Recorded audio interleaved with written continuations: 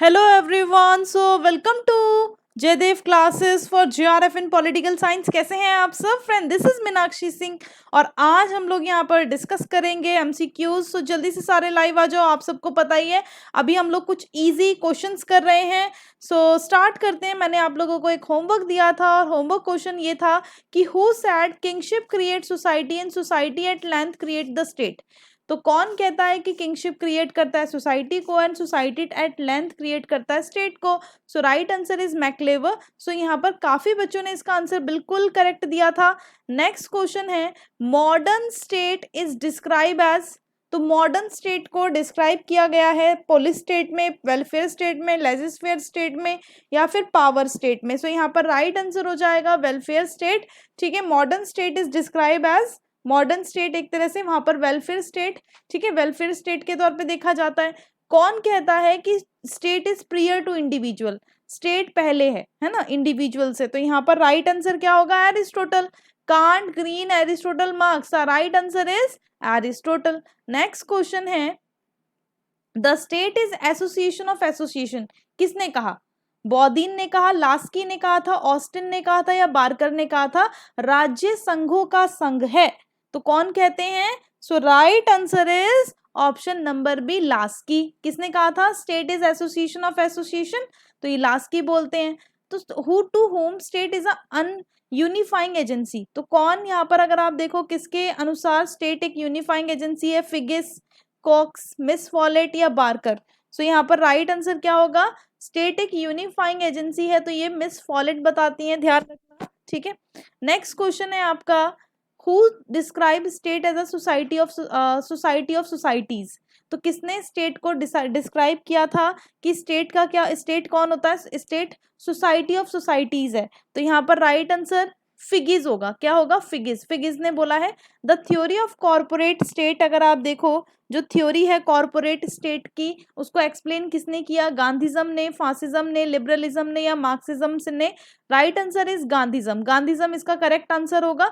Next question है जो term है sovereignty has been drawn from the Latin word.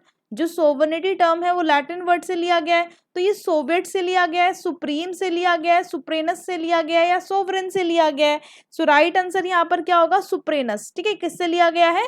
सुप्रेनस से लिया गया है।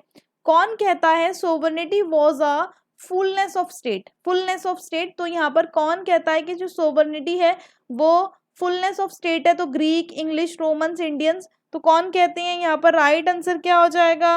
राइट आंसर हो जाएगा आपका option number C, Romans. Romans बोलते हैं। फर्स्ट एक्सपोनेंट कौन है लीगल सोवर्निटी के? रूसो, ग्रीन या हॉब्स या लॉक? तो एक्सपोनेंट अगर आप देखोगे लीगल सोवर्निटी के तो कौन हो जाएंगे? राइट आंसर हो जाएगा लीगल सोवर्निटी के हो जाएंगे हॉब्स। नेक्स्ट क्वेश्चन है sovereignty was a absolute, no state exist, who said this? तो सोवर्निटी एब्सोल्यूट है, नो स्टेट एग्जिस्ट, ठीक है, इसके बिना स्टेट एग्जिस्ट नहीं है। नो स्टेट एग्जिस्ट तो बॉदिन, ऑस्टिन, लॉक या हॉब्स? तो राइट आंसर यहाँ पर क्या हो जाएगा? Right answer is Austin. ठीक है, तो ऑस्टिन का भी अगर आप देखो तो ये भी एब्सोल्यूट सोवर्निटी की बात करते हैं। कौन डिस्क्राइब करता है लॉ को as a command of sovereign? किसने कहा कि लॉ क्या है? कमांड है सोवरेन की, है ना? तो वो लॉक कहते हैं, हॉब्स कहते हैं, लास्की कहते हैं, ऑस्टिन कहते हैं। सो राइट आंसर यहाँ पर क्या होगा? Right answer is Austin.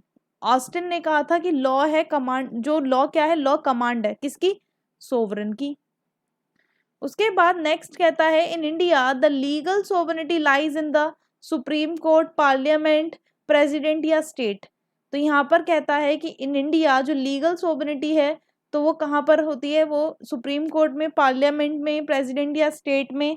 So right answer is Parliament. Legal sovereignty किस में होती है? पार्लियामेंट में।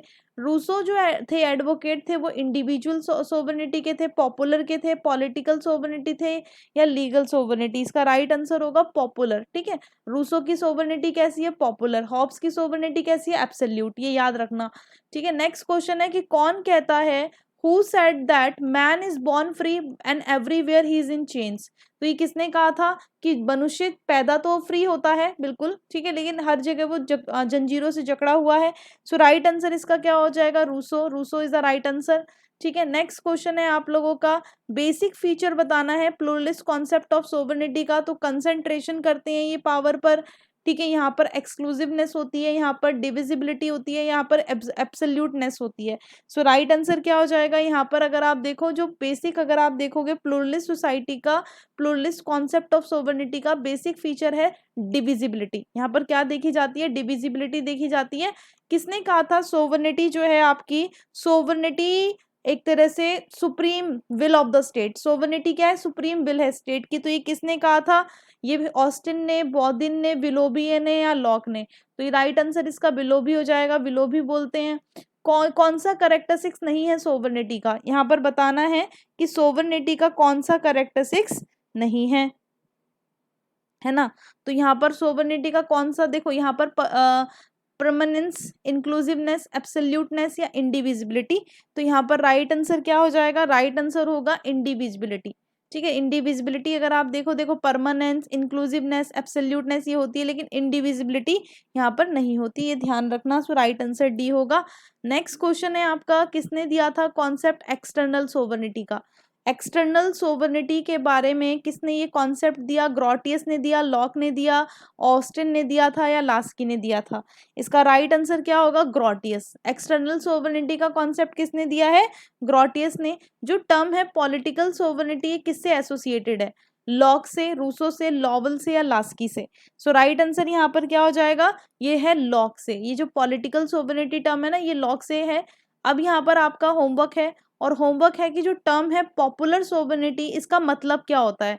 ये मतलब इसका जो मीन सोवर्निटी है वो लाइज होती है, वो होती है किस में होती है? लोगों में होती है, कॉन्स्टिट्यूशन में होती है, सोसाइटी में होती है या स्टेट में होती है? तो इसका आंसर आपको करना है फ्रेंड्स। इसके साथ ही साथ daily plus and special classes हो रही हैं अनअकैडमी पे। डिटेल कोर्स चल रहा है 1 PM। तो अगर आप यूपी असिस्टेंट प्रोफेसर के लिए तैयारी कर रहे हो तो आप आ सकते हो। मेरा 45 डेज का क्रैश कोर्स भी चल रहा है और डेली स्पेशल क्लासेस होती हैं। और इसी वीडियो के डिस्क्रिप्शन में हमारा टेलीग्राम चैनल है, आप मुझे टेलीग्राम पर फॉलो कर सकते हो। आप मुझे इंस्टाग्राम पे भी फॉलो कर सकते हो। इंस्टाग्राम का लिंक मेरे अभी इसी यूट्यूब चैनल के उसमें मिल जाएगा। ठीक है, यूट्यूब चैनल में ही आपको मिल जाएगा। सो यहाँ पर देखिए ये कोर्स है UPHCSC का, इसमें 3 एजुकेटर्स मिलकर आप लोगों को करा रहे हैं और 45 डेज का क्रैश कोर्स है। कमलवीर सर और मैं आप लोगों को करा रहे हैं 1 to 10 यूनिट्स। मैं करा रही हूँ 1 to 5, सर करा रहे हैं 6 to 10। एंड आप लोग जो हैं अगर फ्री मॉक टेस्ट करना चाहते हैं, यूनिट बेस्ड टेस्ट हो रहे हैं, अगर आप फ्री में करना चाहते हो तो कर सकते हो। मंडे, वेडनेसडे, फ्राइडे होते हैं ये 7 PM अनअकैडमी पे। ठीक है, इसके अलावा प्लस सब्सक्रिप्शन के प्राइजेस हैं ये। अगर आप मान लो मीनाक्षी लाइव यूज करते हो तो ये आपको 2300 समथिंग का पड़ेगा 1 मंथ वाला। 3 मंथ वाला पड़ जाएगा आप लोगों को 5000 समथिंग का। 6 मंथ वाला 9000 समथिंग, 1 ईयर वाला 10,000 समथिंग, इस तरह से पड़ जाएगा। आइकॉनिक सब्सक्रिप्शन भी ले सकते हो आप लोग। ठीक है, आइकॉनिक में बहुत अच्छी चीजें आपको मिल जाती हैं। स्ट्रक्चरल असेसमेंट एनालिसिस मिल जाता है, रोड ब्लॉक्स रिड्यूस हो जाते हैं, क्लियर रोड मैप मिलता है प्रिपरेशन के लिए, और आप स्टेब्लिश कर पाते हो कमांड अपने सब्जेक्ट में। यहाँ पर देखिए अलग से फीचर्स यहाँ पर बताए हुए हैं। अगर आप प्लस लेते हो तो आपको live class, test series, unlimited practice, structure schedule मिलता है। लेकिन आइकॉनिक में सारा मिलता है, पर्सनल कोच से लेके प्रिपरेटरी स्टडी मटेरियल तक। तो जब भी आए यूज करें Meenakshi live for getting 10% discount. Thank you so much everyone. ये वीडियो पसंद आई तो जरूर लाइक करके जाइएगा। Thank you and thanks for watching. Bye bye to all. Bye bye.